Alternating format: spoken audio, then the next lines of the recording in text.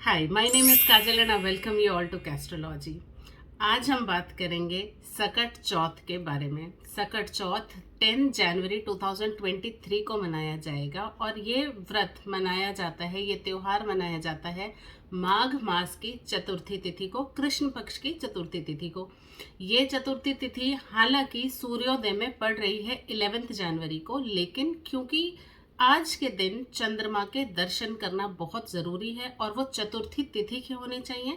ऐसे चंद्रमा हमें 10 जनवरी की रात को ही मिल रहे हैं, इसीलिए इस बार 10 जनवरी 2023 को ही संकष्टी चतुर्थी का त्योहार मनाया जाएगा। आज के दिन माताएं अपने बच्चों की लंबी उम्र की कामना करती हैं। वो ये उनके करियर के लिए, उनके सफल होने के लिए, उनके बल बुद्धि के विकास के लिए, उनके हर तरीके से अच्छा होने के लिए, उनके गुड लक के लिए माताएं प्रार्थना करती हैं और आज के दिन का फास्ट करती हैं।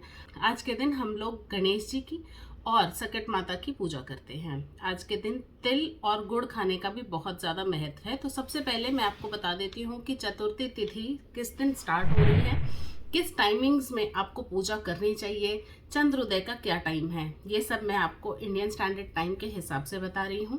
तो आप नोट कर लीजिए। चौथ की जो तिथि है वो स्टार्ट हो जाएगी 10 जनवरी को 12:09 से, मतलब दोपहर को 12:09 से 10 तारीख को चौथ की तिथि स्टार्ट हो जाएगी और वो रहेगी हमारे पास पूरी रात। और अगले दिन 2:31 दोपहर को, मतलब 11 जनवरी को 2:31 बजे तक हमारे पास चतुर्थी तिथि रहेगी। तो अब इस हिसाब से हमें 10 जनवरी को ही चौथ का त्योहार मनाना चाहिए। अब मैं आपको बताती हूँ कि इसके लिए सबसे अच्छा मुहूर्त, जिसमें आप अपनी कहानी कहेंगे, जिसमें आप कुछ ना कुछ जो भी आपके घर में ट्रेडिशन है वो फॉलो किए जाते हैं। जैसे मेरे यहाँ पे जब भी हम लोग ये सकट की पूजा करते हैं या करवा चौथ का त्यौहार मनाते हैं, जो भी हमारे यहाँ जो ट्रेडिशन है वो ये है कि कहानी कहने के बाद अगर बायना निकाला जाता है तो वो निकालते हैं और उसके बाद हम लोग कुछ ना कुछ खा पी लेते हैं। जैसे हम लोग ड्राई फ्रूट्स खाते हैं, कई बार हम लोग नींबू का पानी पीते हैं, कई बार हम लोग चाय बना लेते हैं। तो हमारे घर में इस तरीके से फॉलो होता है। जिस तरीके से आपके घर में फॉलो हो आप उसी तरीके से करिए। और ये सब ट्रेडिशन हमारे फैमिली के अकॉर्डिंग ही होते हैं, इसमें कुछ सही या कुछ गलत नहीं है। जैसा आपकी फैमिली में होता है, आपके बड़े आपको बताते हैं, आपको वैसे ही फॉलो करना है। तो मैंने आपको बताया। तो अब मैं आपको कहानी का शुभ मुहूर्त बताती हूँ। कहानी का जो शुभ मुहूर्त है वो 12:09 से 10 जनवरी को 12:09 से 1:47 PM तक, यानी कि 1:45 तक आप कहानी कहिए। उसके दौरान आपको अभिजीत मुहूर्त का भी शुभ समय मिल जाएगा। राहु काल का समय रहेगा 3:05 से 4:24 तक, यानी कि करीबन 3 बजे से 4:30 बजे तक का आपका राहु काल रहेगा। उस टाइम पीरियड में आपको कहानी बिल्कुल नहीं कहनी है, आपको किसी भी तरीके से व्रत से रिलेटेड कोई भी चीज़ नहीं करनी है, तो वो चीज़ आपको अवॉइड करनी है।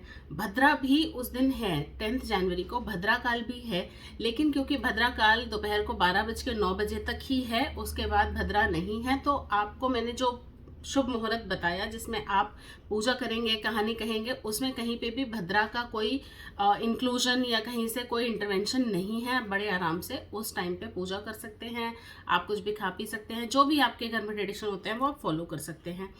अब जब हम फास्ट का हमने कहानी कह ली, इसके बाद नंबर आता है कि हमें अपना व्रत खोलना है। तो व्रत खोलने के लिए कई जगह पे तारा देख के तोड़ा जाता है इस व्रत को, कई जगह पे चंद्रमा को देख के किया जाता है, कई जगह जल का अर्घ दिया जाता है, कई जगह सूखा अर्घ दिया जाता है। तो जैसे आपके ट्रेडिशन है आपकी फैमिली में, जैसे आपकी फैमिली में फॉलो होता है, आप बिल्कुल वैसे ही फॉलो कीजिए। चंद्रमा के उदय का टाइम दिल्ली में 8:41 PM पे है, जो कि अलग अलग ज्योग्राफी पे उनके लॉन्गिट्यूड लैटिट्यूड के हिसाब से वो डिफरेंट हो सकता है। तो इसीलिए मैं आपको दिल्ली का सेंट्रल टाइम बता रही हूँ, जो कि होगा 8:41 PM। अब आज के दिन क्या स्पेशल करना ज़रूरी है? पहली बात तो आपको तिल से बनी चीज़ों का भोग आपको गणेश जी को ज़रूर लगाना है और तिल से बनी हुई चीज़ों को ही खुद भी खाना है। दूसरी चीज़ इम्पॉर्टेंट ये है कि ये जो संकष्टी चतुर्थी है ये मंगलवार को पड़ रही है। मंगलवार को हम हनुमान जी का दिन मानते हैं और मंगलवार को हम गणेश जी का भी दिन मानते हैं। तो ये दोनों जो कॉम्बिनेशंस हैं, इसका फ़ायदा उठा के मैं कुछ स्पेशल रेमेडीज़ आपको बता रही हूँ, वो आप कर सकते हैं। सबसे पहले तो आपको आर्थिक तंगी अगर है, अगर आप कहीं ना कहीं पैसे से परेशान हैं, पैसा आता नहीं, आता है तो रुकता नहीं, अगर किसी को लोन दिया है, किसी को उधार दिया है, तो वो टाइमली मेरे को पैसे वापस नहीं कर रहा, ऐसी कंडीशन में आपको बाकी सब चीज़ों के साथ आज आपको गणेश जी को भोग लगाना है शुद्ध देसी घी के साथ गुड़ का। आप उनके पास रखिए गुड़, देसी घी, या फिर उससे मिली, उसको मिला के बनाई हुई कोई मिठाई हो सकती है, उसको मिला के बनाई हुई कोई डिश हो सकती है जो मीठी होगी क्योंकि उसमें गुड़ है। आप इसको प्रसाद के रूप में अपने व्रत के पारण के बाद खुद भी खाइए और परिवार वालों को भी खिलाइए। गणेश जी की कृपा से आपके जो पैसे आपने किसी को दिए हैं तो वो वापस आ जाएंगे। अगर किसी तरीके की कभी भी पैसों की प्रॉब्लम होती है, वो होनी बंद हो जाएगी। सेकेंड इम्पॉर्टेंट जो रेमेडी है वो उन लोगों के लिए है जो मेहनत बहुत ज़्यादा करते हैं लेकिन उन्हें सफलता नहीं मिलती। मतलब अगर वो 100% अपनी मेहनत करते हैं तो उनकी जो सक्सेस रेट है वो 50% ही है, क्योंकि हम हमेशा चाहते हैं कि जितनी हमने मेहनत की उसके ही प्रोपोर्शन में हमें सक्सेस भी मिले। तो अगर ऐसी कहीं ना कहीं आपके पास ऑब्स्टैकल्स आ रहे हैं, आप सफल नहीं हो पा रहे, तो आपको आज के दिन मंत्र जाप करना है गणेश जी का, जो कि है ओम गण गणपतये नमः। इसका आपको पाठ करना है 108 बार और आपको उन्हें आज सफ़ेद फूल चढ़ाने हैं। इसके साथ आप तिल और गुड़ का भोग भी उन्हें लगा सकते हैं। आप उन्हें रेवड़ी का भोग लगा सकते हैं, तिल पट्टी का भोग लगा सकते हैं, तिल के लड्डू चढ़ा सकते हैं, वो आपकी श्रद्धा के ऊपर है। लेकिन आपको आज के दिन गणेश जी के सामने बैठ के उनके सामने उनके इस मंत्र का जाप ज़रूर करना है। इसके बाद थर्ड जो रेमेडी है वो उन लोगों के लिए है जिनको डिप्रेशन, एंजाइटी, ओवर थिंकिंग की प्रॉब्लम है। हर चीज़ को बहुत ज़्यादा डीपली सोचते हैं। कोई भी चीज़ इतनी ज़्यादा अगर कोई सोचता है तो वो प्रॉब्लम अपने आप ही क्रिएट हो जाती है। तो ओवर थिंकिंग की प्रॉब्लम से बचने के लिए आज आपको क्या करना है, आपको एक पान का पत्ता लेना है, जो कि होल पान का पत्ता हो, उसमें कहीं कटा फटा ना हो, उसकी डंडी ऐसा ना हो कि टूटी हुई हो। तो वो आपको पान का पत्ता लेना है, उसके ऊपर आपको हल्दी से स्वास्तिक का निशान बनाना है। ठीक है। इसके बाद आपको इसे गणेश जी के चरणों में अर्पित करना है। ये आप किसी भी टाइम कर सकते हैं। मैं आपको सजेस्ट करूंगी कि आप शाम के टाइम करें जब चंद्र उदय हो जाता है। वहीं बैठ के गणेश जी के किसी भी जो भी आपको मंत्र इजी लगता है, जो आपको अट्रैक्ट करता है, उस मंत्र की मैं मंत्रों के बारे में भी बताती हूँ कौन कौन से मंत्र आप जाप कर सकते हैं। तो जो सा भी मंत्र आपको अट्रैक्ट करता है उस मंत्र का आप जाप कीजिए, 108 बार एटलीस्ट कीजिए, उनको पान का पत्ता चढ़ाइए और फिर आप देखिए कि किस तरीके से आपकी प्रॉब्लम्स, जो मेंटल स्ट्रेस है आपका, कम हो जाता है।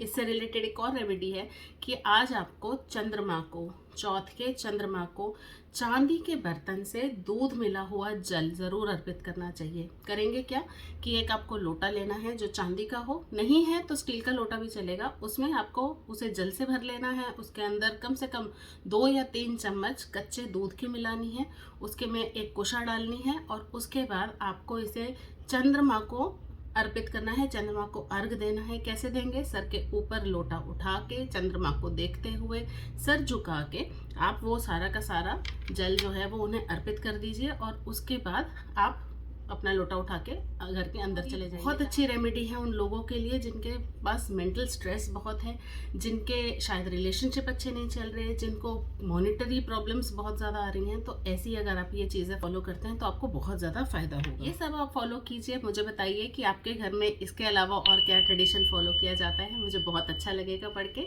आप मेरे चैनल को भी सब्सक्राइब कर सकते हैं ताकि आपको इस ऐसे व्रत त्योहारों से रिलेटेड और एस्ट्रोलॉजिकल रेमेडीज से रिलेटेड वीडियोज़ की नोटिफिकेशन सबसे पहले मिले। मैं मिलूंगी आपसे अपने अगले वीडियो में। Till then be logical, avoid superstition, follow astrology.